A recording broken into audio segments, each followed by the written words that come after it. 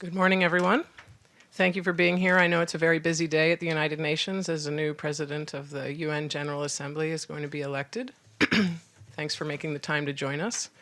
My name is Susan Elsner. I'm the head of the United Nations Non-Governmental Liaison Service New York office.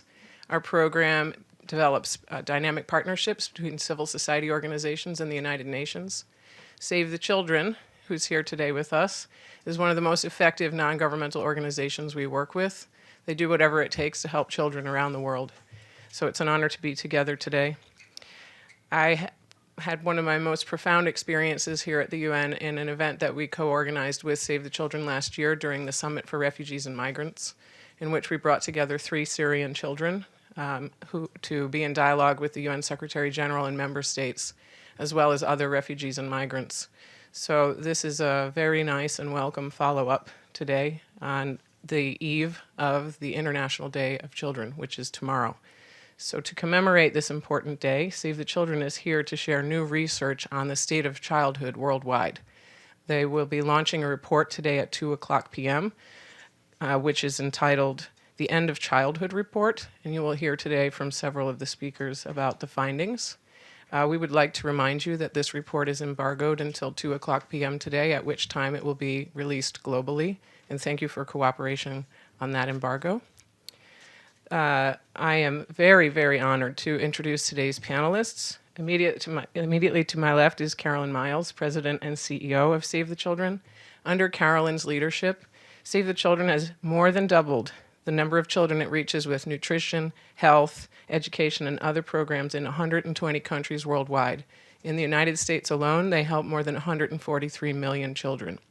I'd like to take this opportunity to highlight the overlap of Save the Children's work with the UN Sustainable Development Goals, especially the first 5 or 6 goals. If you look at them, they're very personal goals, and they really matter for children. We're talking about ending poverty, ensuring no hunger for all people worldwide, and especially the most vulnerable, such as children, ensuring education, access to clean water and sanitation, gender equality, which is essential. We'll hear a lot today, I'm sure, about the distinct impacts on young girls of some of the childhood enders.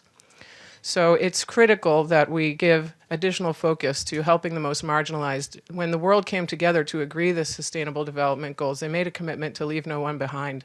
I would like to emphasize that I think we should be giving attention to the most marginalized first. So sort of flip it to make a priority for that. And this should be an agenda that everyone can unify behind, and I believe that helping children is the most universal unifier. So after Carolyn Miles, we are honored to hear from Dr. Jill Biden, who is a lifelong educator and former Second Lady of the United States. And then we are also joined by Ms. Marta Santos Pais, Special Representative of the Secretary General on Violence Against Children. As a high-level global independent advocate, Marta promotes prevention and elimination of all forms of violence against children in the justice setting, in the home, in institutional care, in schools, in the workplace, and in the community. So you can get a sense of the incredible work and the breadth of expertise that we have on these panelists. And at this time, I'm honored to transition to Ms. Carolyn Miles to begin the remarks. Thank you very much. Thank you. Thanks so much, Susan. Thank you for your gracious remarks and for hosting us here today. I just am back from Jordan last night, so my brain is still trying to catch up with my body a little bit here. So if I say anything strange, you'll have to excuse me. But I'm really passionate about this topic. This is the topic of childhood. And obviously, that's so critical and important to Save the Children. You know, childhood should be a time to learn, to grow, to play. That's what childhood is all about. Yet this new research in our Stolen Childhood Report shows that 1 in 4 children worldwide are missing out for a variety of reasons on childhood, the childhood that they deserve. That means that more than 700 million children globally are not having the childhood that they should have. And that includes children right here in the United States. So in this first of its kind report, we look around the globe and examine what are those things that are happening for kids? Why are children having their childhood ended? So we took a hard look at what we call childhood enders, and those are events or circumstances that bring about an end to childhood. And we looked at 8 things globally around the world: child mortality, malnutrition, being out of school, so a child being out of school, child labor, child marriage, early pregnancy, so children having children, becoming a victim of extreme violence, and forced displacement by conflict, which all of us know is affecting millions and millions of children today, and many that I met when I was in Jordan. So our analysis and our new End of Childhood Index reveals that childhood is, maybe not surprisingly, most intact in Scandinavian and European countries, and most threatened in sub-Saharan Africa. According to our rankings, Norway and Slovenia are tied for number 1. So that's where, if you look across all 8 of those indicators, those countries and the children in those countries do the best. They have the most opportunity at childhood. Finland holds at number 3, and the number 4 ranking is also shared. It's by the Netherlands and Sweden. So these countries, if you look at those 8 childhood enders, all of these countries do quite well in terms of reduction of child marriage, reduction of child mortality, reduction of early pregnancy, making sure that every child is in school, for example. But the 10 bottom-ranked countries, 7 are from West and Central Africa, and they're the reverse image of the top. So if you look at those 8 childhood enders in these countries, they're least likely to experience fully a childhood because of those 8 things: very high rates of child mortality, very high rates of early pregnancy, high rates of violence against children, and forced displacement. So in these countries, children don't have that opportunity to learn, to grow, and to play. Now, although those West and Central African countries are at the bottom of the ranking, there are some signs of progress. For example, if you look at under 5 mortality in places like Liberia and Niger, those rates have been cut. So this isn't just about poverty. It's not just about the poverty that exists. It's also about the commitments that people in those countries make to childhood. How important do they think it is for children there to have a childhood? So these successes show that political choices can actually be made and have been made, even in poor countries. In addition to the top and bottom rankings, this report also sheds light on important regional trends. So I wanted to share some of the global trends across those 8 childhood enders that we talked about. Every day, more than 16,000 children die before reaching their 5th birthday. So that's every day, 16,000 children around the world. And that's from preventable and treatable causes. 156 million children under the age of 5 will be stunted because of malnutrition. And many of us know that stunting is not just a physical affliction, but it's a mental affliction. It really impacts these kids for their entire lives. 263 million children are out of school. So that statistic is more than all the children in the developed world.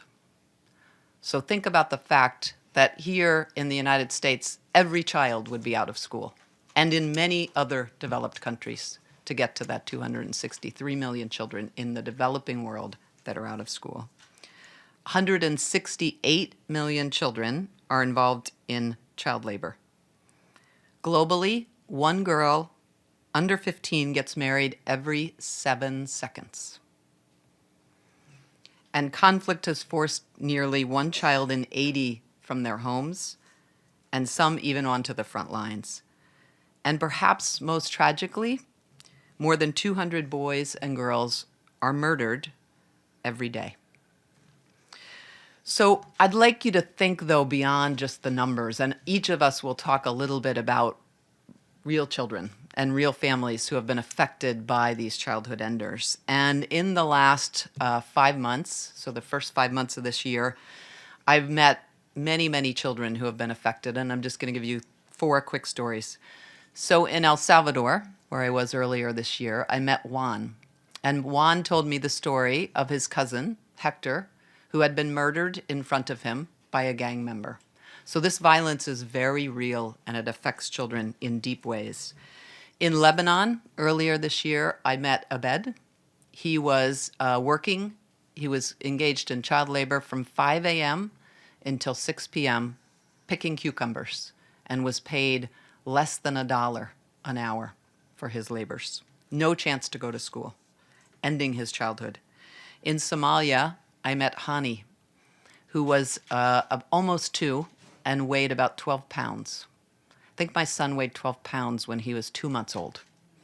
Hani was severely malnourished, and the impact of being malnourished was going to affect her for many, many years to come. And then in Jordan, where I just came back from last night, I met Reem. And Reem had been married at the age of 15.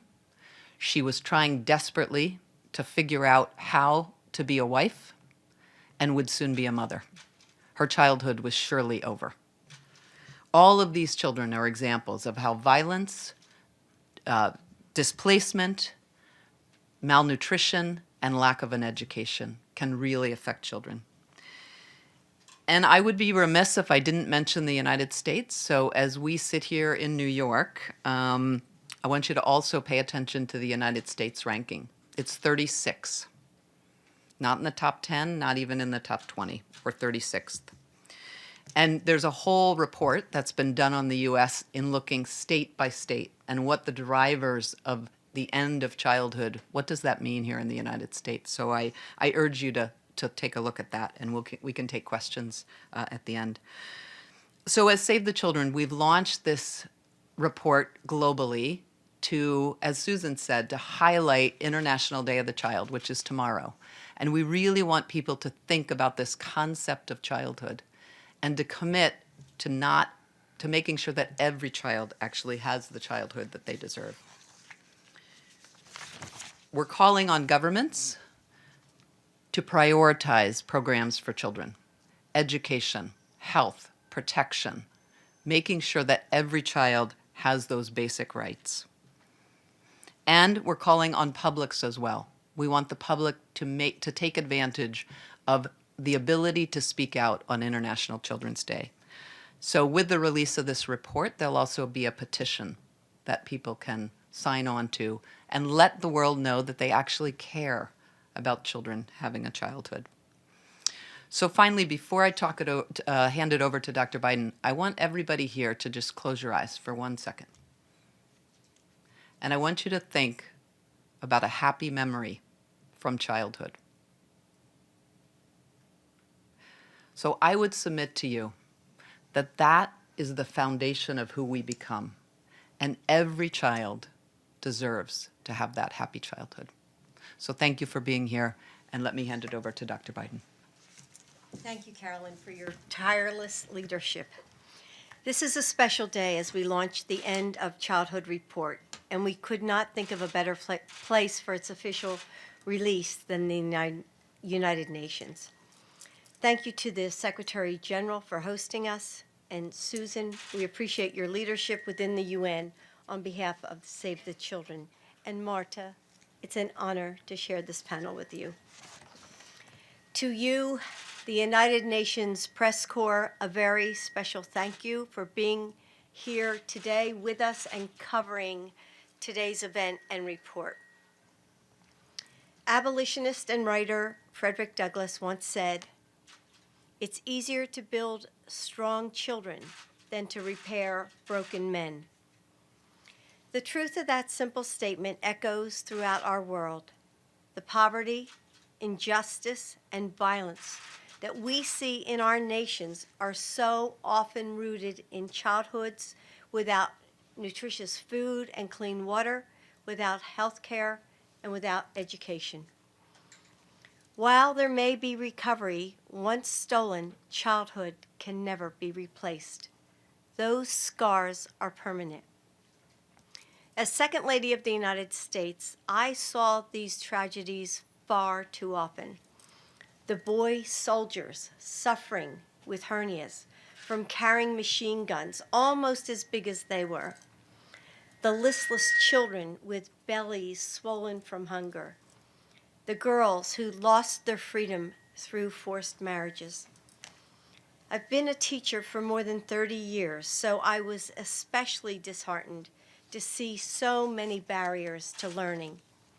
Hundreds of millions of kids don't go to school. 1 out of every 6 kids, in fact. Many are excluded because they are disabled, because of their ethnicity, or simply because they're girls. Many must forgo their education to bring home money or raise children. Without education, children and young adults will face an avalanche of obstacles, from poverty to teen pregnancy to violence to higher mortality rates for their own children. But with it, the possibilities are endless. Over and over again, I have seen firsthand how education builds stronger children. As students learn, they don't just gain knowledge, they gain confidence, courage to take on life's challenges, and the strength to lift up their families and communities. Education is opportunity. Education means jobs, stability, health, and hope. And that's why part of today's report is so devastating. Those 700 million children made to grow up before their time aren't just sad stories. They are 700 million futures lost. Potential scientists who will never get to work in a lab. Potential doctors who will never save a life. Potential teachers and artists and community leaders who will never realize their dreams or enrich their communities. Every child deserves the chance to go to school. Every child deserves to live in a home with enough food and clean water.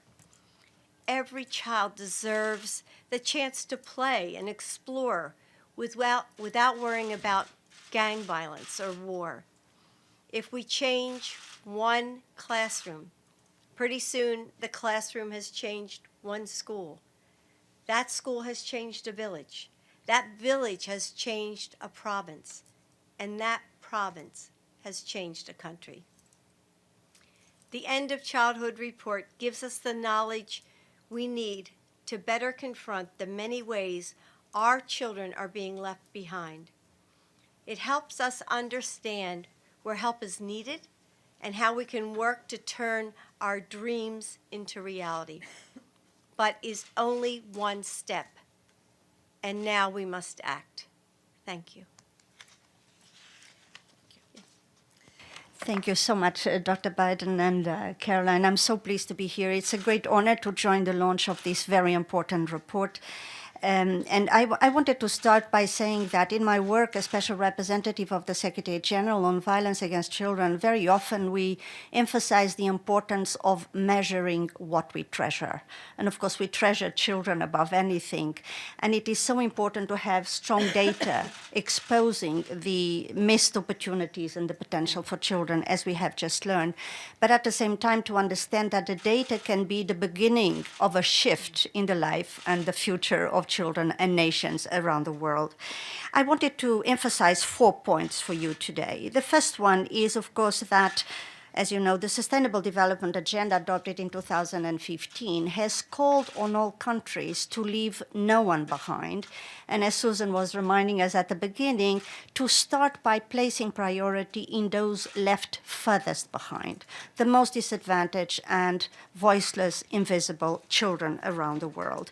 And this report illustrates very sadly how countless millions of children are in fact being left behind, and how childhood is so dramatically painful and how it ends so soon for so many millions of the children around the world. The second thing, this very important index brings together 8 indicators, as we have heard, that in fact are changing the life of children, the course of life of children. And the figures that have been presented by Carolyn a moment ago speak for themselves. But again, they emphasize the so many opportunities that are missed in terms of children who can be prevented in the diseases that affect them, but still die very soon before they reach 5 years of age, who die from malnutrition, who are forced to flee their homes, who are forced to keep out of school. And that, I just want to emphasize this again, due to 100 girls and boys who are murdered every day.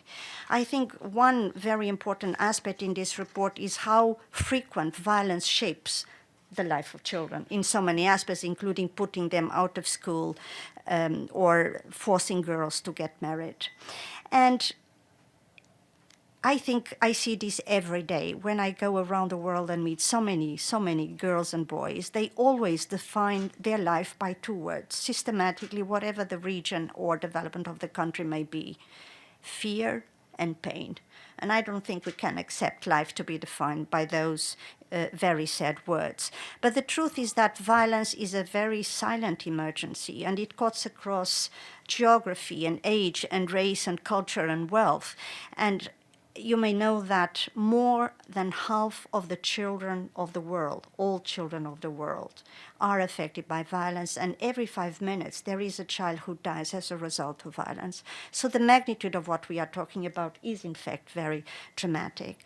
And as we have heard already, violence hurts when it happens, but it lasts a lifetime. It affects the health of the child, it compromises the capacity to learn in school. Very often it pushes children out of school, and it generates a life that is dependent on the welfare system rather than having an autonomous and enriching life. But what is most dramatic is that this has a very high cost for society. In fact, we are lowering the social progress of every nation as a result of violence. And this is exactly why violence against children is a key priority in the Sustainable Development Agenda. The third point I wanted to stress is that policies are not neutral to children.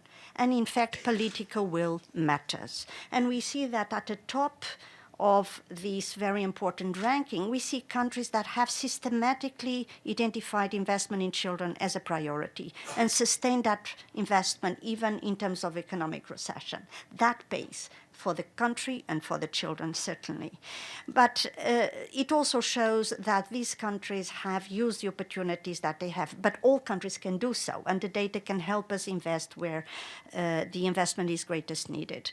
We know that countries with strong legislation, strong agenda, strong data, strong mechanisms can make a difference, and therefore we would like to use the data of this report to improve the situation of all children, starting with those 700 billion that we have mentioned a moment ago. And this brings me to my fourth and last point. The report calls on a strong investment for children everywhere around the world, because all children can improve and do better for everyone. And this will help put an end to abuse, neglect, exploitation that is affecting children. But of course, there is a sense of urgency that we want you to understand and help us disseminate. There is no room for complacency, and the clock is ticking. And we are already 2 years in the implementation process of the Sustainable Development Agenda. We know that the cost of violence against children amounts to $7 trillion every year. This is more or less what we need for the implementation of the Sustainable Development Agenda. But we also know that ODA invested in children amounts to less than $1.1 billion. This means that we are investing 65 cents every year in every child in the most disadvantaged countries in the world. I'm sure you will agree this is absolutely not enough. And therefore, like the report calls for, we want to call on all states to invest more resources on children and to allocate these resources in the most wisely manner so that it makes a difference for the children of today and the future generations of children. I'm sure that using the report we will make a difference. So thank you again.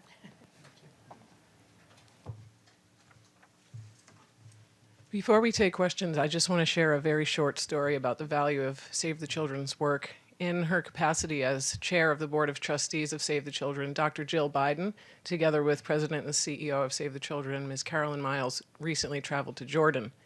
Now, last year, during our preparations for the Summit on Refugees and Migrants, our office put a call out and welcomed videos to be sent from around the world that we would share with the negotiators. And Save the Children sent us some short videos of children, which were extremely moving. One of them was a 25-second video from a young girl whose pseudonym was Lana, who had walked for 2 years from Aleppo, Syria, to Jordan.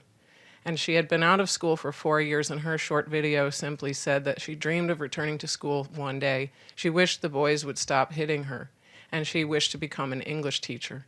So especially as Dr. Biden has been an English teacher for so long, and by the way, so is my mother, I just wanted to share that we ended up working with Save the Children to enable a live video connection between Lana and the Secretary General of the UN and 2 other Syrian children, which ended up resulting in Save the Children working with Malala Fund to sponsor her education and that of her siblings. In that work, we understood the extraordinary challenges that governments and all stakeholders face just even to help one family. And the role of NGOs, and of Save the Children in particular in this dynamic, was absolutely critical and essential. And in fact, I credit these 2 NGOs with making the difference for this child's life. So I really want to underscore the importance of this, and now open the floor to your questions for these esteemed panelists. And please identify yourselves. Thank you, sir. Very much. On behalf of the United Nations Correspondents Association, we welcome Save the Children once more to the United Nations. And second, we wish to express our great appreciation for the wonderful work you take care of around the world. My name is Ahmed Fati from American Television News. My question to the entire panel, the data you present in your report is quite striking, dramatic at some points, yet there are certain characteristics. For example, we have part of the problems are cultural, like the child marriage, and part are related to a war situation, part related to general economic situation. The bottom line of the bottom group of the countries listed in the report are countries we can describe as lacking in infrastructure and capacity to handle the affairs of its own people, let alone the children.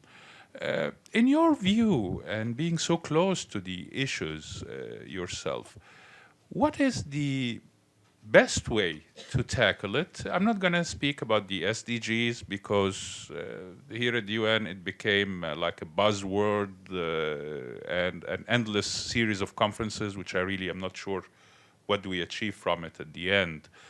But how can the civil society and the international organization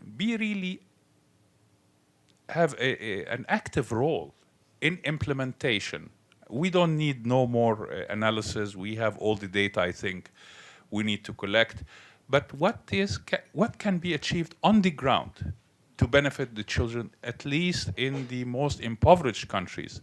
As far as the children in the war zones, that's, I believe, the Security Council need to take a more active position on that. Thank you very much. So we'll take a couple of more before we turn to the panel for responses. Thank you. Yes, please. Hi, I'm Sarah Brittany Somerset for the Metro. And my question is, we touched on child marriage, but child marriage is actually currently legal in the United States. Recently in Florida, I believe, a girl as young as 11 was married to her rapist. To Save the Children use any of its funding, and forgive me if this information is available on your website, but does Save the Children use any funding to, lobby to make changes to these abhorrent laws within the United States and abroad? And my second question is, Save the Children also has a compound in Sierra Leone, and there's an influx of Liberian refugees living in Crew Bay, and some of them are afflicted with leprosy.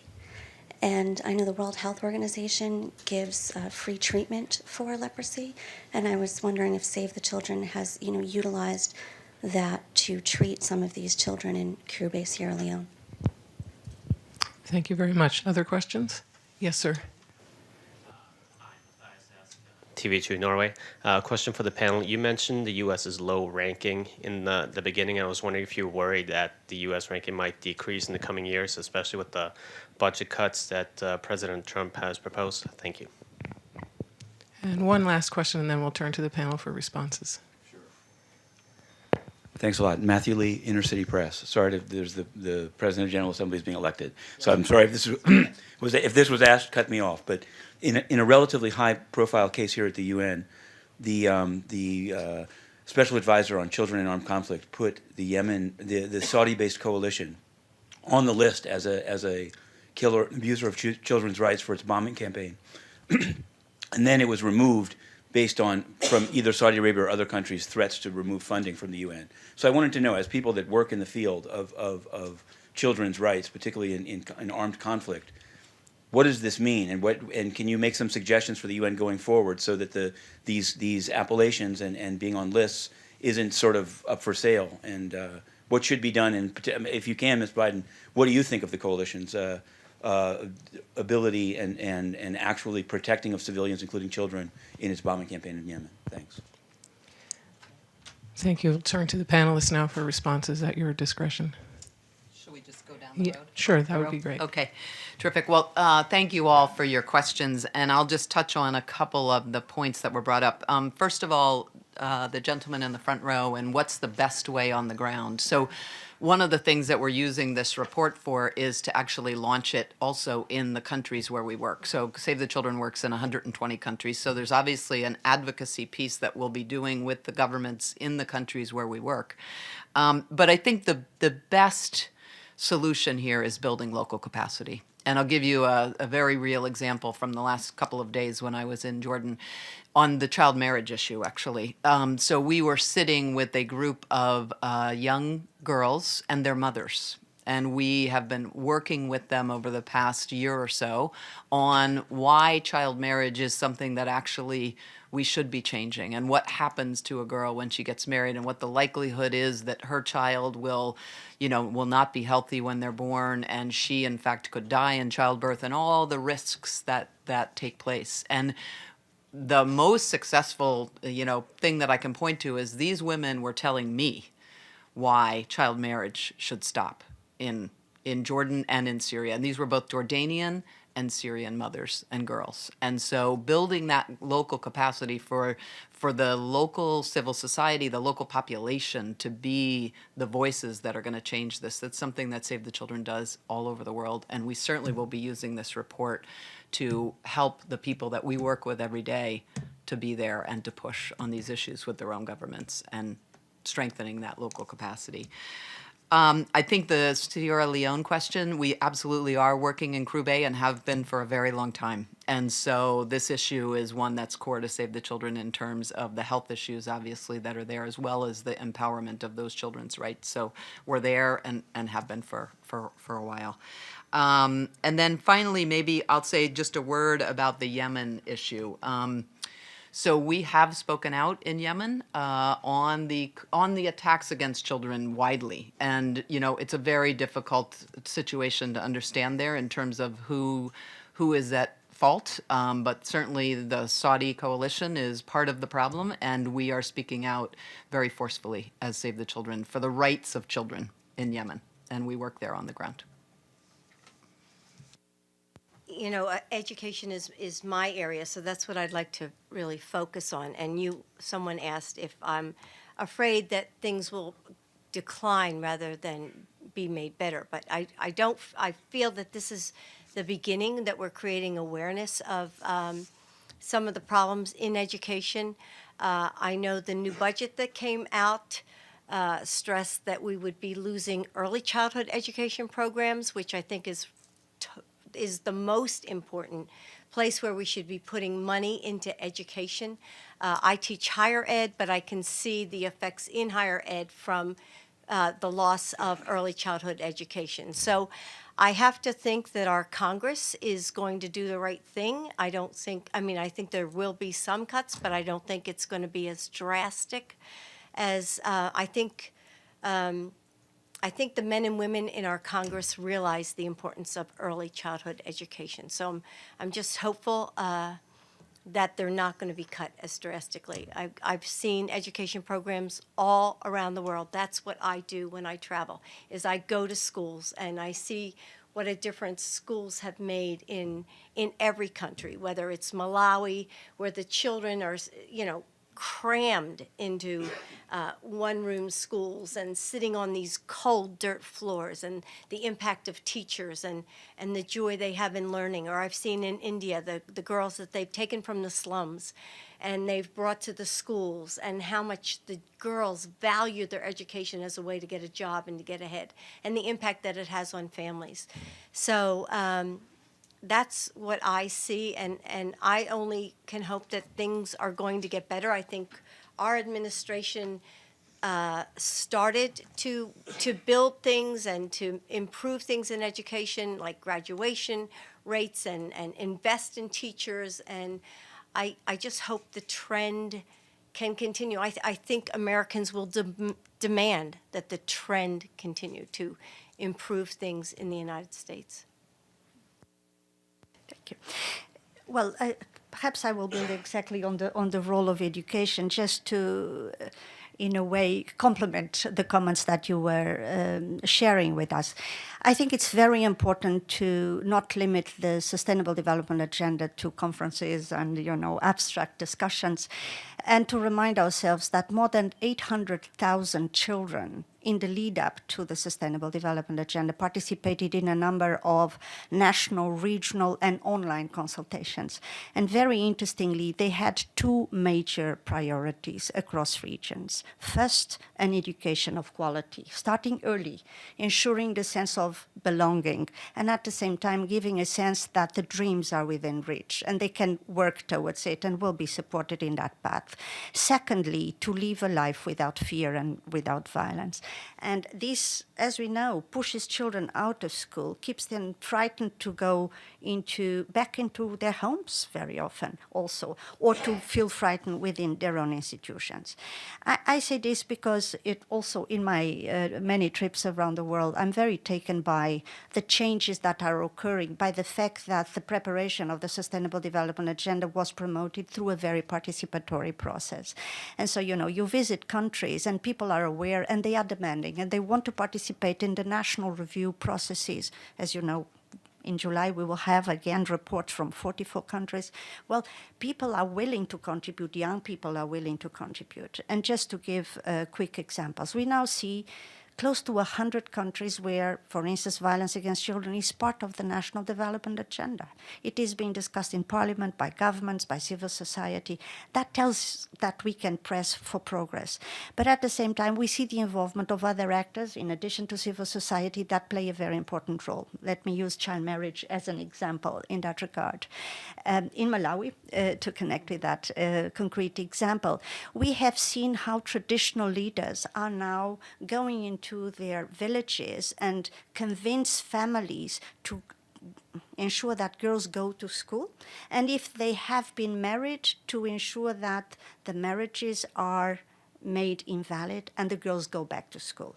One single traditional leader managed to have more than 850 girls back in school, one single leader.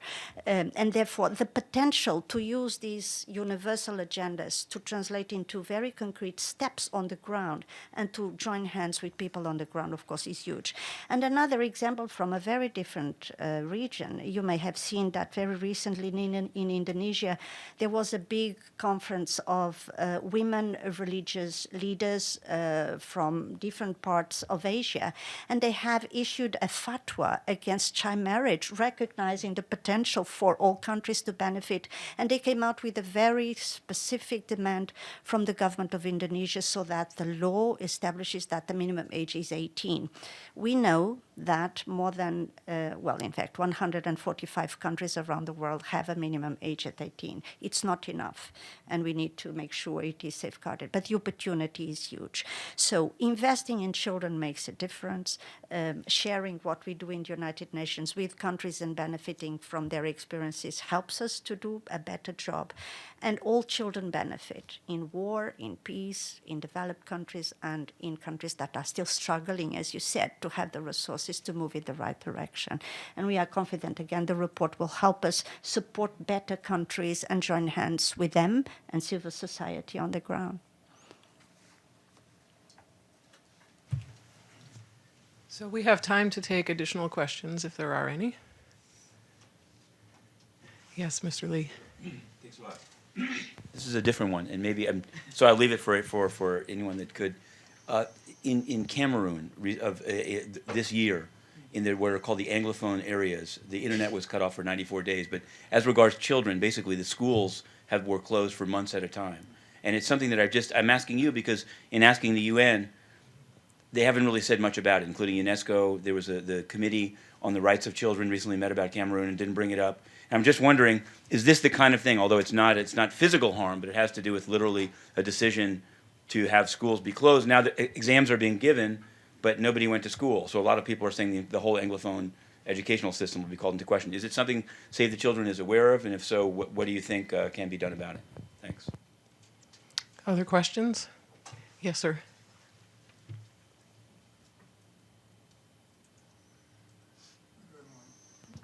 Can you hear me? I'm Zachary Dowdy. I'm from Newsday. I have a question regarding the United States rankings. Does anyone on the panel see any trends, so to speak? What are the top 10 states doing so well and that the bottom 10 states are not doing so well? Is there a sort of red state, blue state phenomenon going on here? And Dr. Biden, what is your assessment of Delaware itself, coming in at 27? Thank you. Any others? Yes, ma'am.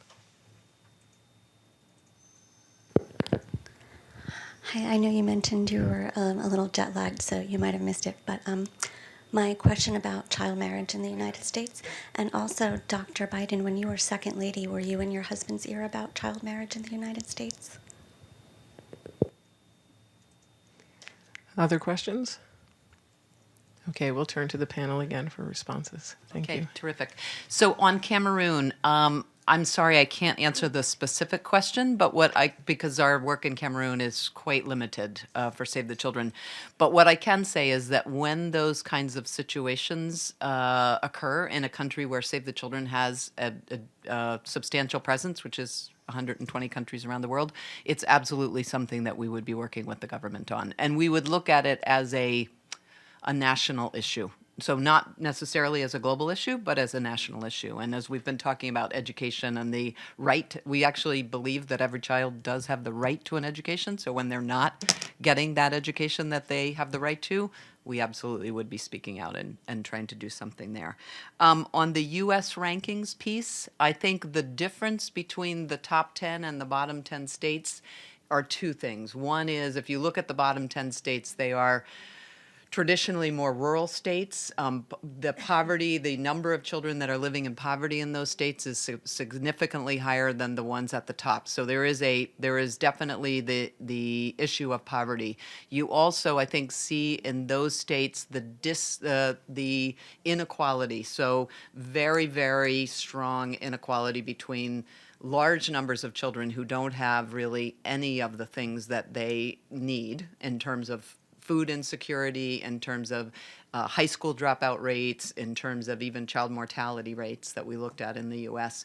And then the top in those states, the top parts of those states where the performance is much bigger, and that difference is huge in terms of the bottom states. So those are two things that I could offer. And then finally, the child marriage issue in the United States. So, and I think you're referring to the Nick Kristof article, which just came out, I think, a week or so ago. And it isn't an issue, to be honest with you, that we actually have focused on in the U.S. before this. But I think this report really highlights that in the United States, and again, Marta mentioned, we can have all the laws that we want. But what actually happens in the United States is if there's parental consent or it's a matter of a community saying, this girl should be married at the age of 10 or 11, then it'll happen. So I think now that we've done this additional work here, we'll obviously be focused more on it in the United States than we have been. So that's one of the kind of surprising things that I think came out of this report for us. Yeah. To follow on that was in my husband's ear about child marriage. No, not really. Just because I, like you, learned a lot of things as I read this report as well. But I was in my husband's ear about education and Barack Obama's ear about education. So one of the things I think I'm most proud of with our administration was what we did with community colleges. And I am a community college professor still. And we put a lot of money into education and to make sure that people got jobs in the United States. So that was really one of the focuses of our administration. And as to what happened in Delaware, quite frankly, when I read the infant mortality in Delaware, I was pretty concerned. I know this isn't a new thing in Delaware yet. I intend to go back and talk to John Carney, our governor, and kind of, I know this started way back when Ruth Ann Minner was governor. She set up a task force. But I think it needs to be addressed once again. It needs to be focused on. So like you, I mean, there are so many things in this report. This is just the beginning. This is creating awareness of what we have to do, what we need to work on. And it's all of us. It's people on the ground, it's mothers, it's PTAs, it's then state governments, it's federal governments, it's NGOs. We've all got to do our part. Everybody has to do our part because we have to really help these marginalized children and bring and have less disparity and bring everybody together to make sure that everybody in the United States gets good quality education. I'll just. This is actually the first year of the report, and typically when Save the Children does reports like this, we will probably do this report for 15 years. And the idea of this report is to every year to look at what's changing, what's not changing, probably take a very specific look at one of those 8 enders this year because it was the first year. We wanted to introduce all of it together, but there's an awful lot here. So going forward, we'll probably dig into 1 or 2 of these issues each year. But I just want to say that we use these kinds of reports on an ongoing basis to try to then drive change for children in the countries where we work. To add something quickly, I think it's very timely that the report is being launched as we are commemorating International Children's Day. But as you will agree, I'm sure, children are very often not at the top of the news, only to regret facts, not to celebrate achievements, and not to encourage change. And we have a great opportunity in using this report, as many other reports in the UN and elsewhere, to work with governments, work with many partners to make a difference. And we have now this ambitious vision of the Sustainable Development Agenda, which is not just a formality, it's not just an ideal, but it is anticipating that by investing in children, we will ensure progress for everyone in society. And you can help us achieve that. And the truth is that what comes out very striking is the 700 million children left behind, really forgotten, really not talked about. But we wanted to turn it around, I'm sure, so that they become the priority. And next year, the next report will celebrate a big progress, and the year after, even bigger progress, and we will learn from each other. And this is not just nice talk, it's just, for these children, there is no second chance. And for many of these nations, there is no second chance either. And therefore, we are defeating the purpose of our own ambition, as adults, as leaders, as in whatever capacity, and we cannot afford to do that. So we say very often the clock is ticking, but the clock is really ticking, and we cannot miss the opportunity. And I think we all count on you to help us place it very high in the agenda and in the discussions, not just for the launch, but for the issues that will follow. That's why it's so important that you're here today. So thank you to get this information out. Throughout the negotiation of the Sustainable Development Goals, the role of civil society was highlighted in follow-up on this agenda, monitoring and review and implementation. And a report like this really helps to frame out the monitoring and review of what's happening with children. It's an excellent map to begin with, to look at the conditions around the world and where focus should be applied urgently. I encourage everyone to pick up a copy of the report in the press packet by the door on the way out. Thank you to all the esteemed panelists today, Ms. Carolyn Miles, Dr. Jill Biden, and Ms. Marta Santos Pais. It's been an absolute honor to be with you today. And I hope that everyone, as Dr. Biden said, will do their part here and everywhere to help lift up the health and well-being and safety for children everywhere. Thank you very much.